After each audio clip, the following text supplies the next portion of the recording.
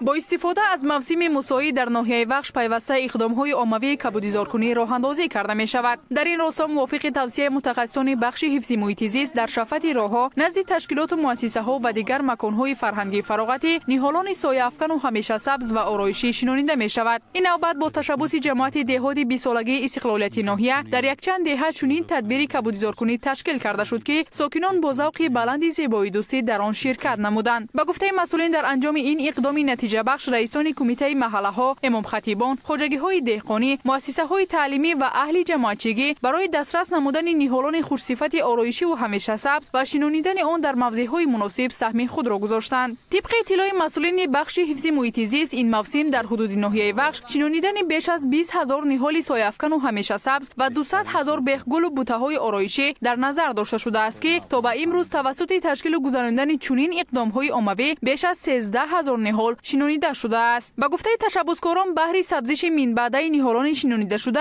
پیش از همه به انتخاب و صفت نهال همچنین رعایت قاعده‌های توصیه نموده عالمان هنگام شنانیدن آن به اینابت گرفته می شود. ساکنان ناحیه وخش با درک مسئولیت بلند شهروندی ابراز می نمایند که منبعد نیز در چنین تدبیرهای عمومی اکولوژی فعالانه شرکت ورزیده توسط کبودیزارکنی و تازه و آزاده نمودن اطراف منزل زیست، کوچه و راهروها نزد تشکیلات و مؤسسه‌ها و دیگر مکان‌های جمعیتی در بهداشت حفظ محیط زیست حصه مناسب خود را می‌گذارند.